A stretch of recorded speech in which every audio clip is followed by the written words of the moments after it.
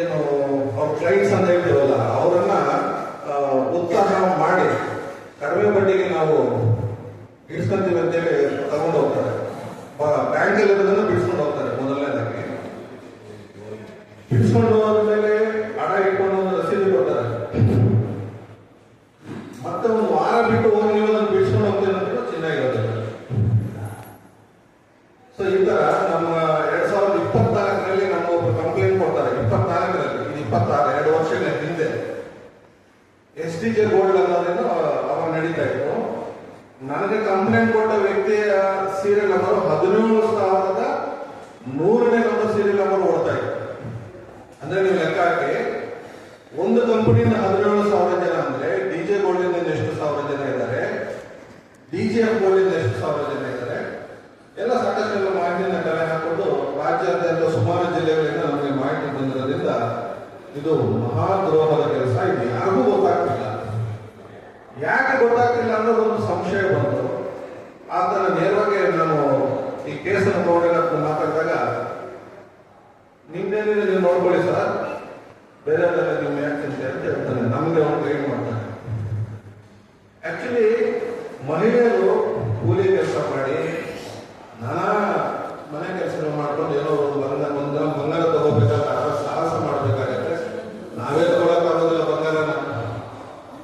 ಕಷ್ಟಪಟ್ಟು ಏನೋ ತಗೊಂಬನಿಂದ ಪಾಪ ಮಾಡಿಸೋದು ಏನೇನೋ ನಾನಾ ಕಷ್ಟ ಎಲ್ಲ ಗೊತ್ತಿರುತ್ತೆ ನಮ್ಗೆ.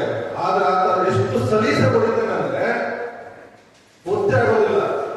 ಬೆನ್ನೆಯಲ್ಲಿ ಕೂಡುತ್ತೇನೆ ನಮ್ಮ ಹತ್ರ ಒಡವೆಯನ್ನು ಇಟ್ಕೊಂಡು ಶ್ರೀ ಲಕ್ಷ್ಮೀ ನರಸಿಂಹಸ್ವಾಮಿ ಜ್ಯುವೆಲರ್ಸ್ ಅಂತ ಹೇಳ್ಬಿಟ್ಟು ಒಂದು ಜ್ಯುವೆಲರಿ ಕಂಪ್ನಿ ಇಟ್ಕೊಂಡಿದ್ದಾರೆ. ಅದು GST ಕಟ್ತಾರೆ. ಈ ಒಡವೆ ಹಣ ಇಟ್ಕೊಂಡಿರೋ ಬಂಗಾರನ ಆ ನರಸಿಂಹ ಜ್ಯುವೆಲರ್ಸ್ ಕಂಪ್ನಿಯನ್ನ ಸೇಲ್ ಮಾಡ್ತಾರೆ. ಅದ್ರಲ್ಲಿ GST ಆಫೀಸರ್ ಕಟ್ಟಿರ್ಲಿಲ್ಲ. GST ಆಫೀಸ್ ಹೋಗಿ ಹೇಳಿದ್ರು, ಏನ್ ಸರ್ GST ಬಿಲ್ ಆಗ್ತಿದೆ, ಎಲ್ಲೂ IT ಡೀಟೇಲ್ಸ್ ಕಾಣಿಸ್ತಿಲ್ಲ ಅಂತ ಕೇಳಿದ್ರೆ GST ಹೊಂದಿಸೋದಿಲ್ಲ. ನಮ್ಗೆ ಕೊಟ್ಟರೆ ನಾವು ಮಾತಾಡೋದು ಸರ್, ನಮ್ಗೆ ಹೋಗಿ ಕೇಳೋದು ನಮ್ಗೇನು ಅಧಿಕಾರಿಗಳು ಅಂತಾರೆ.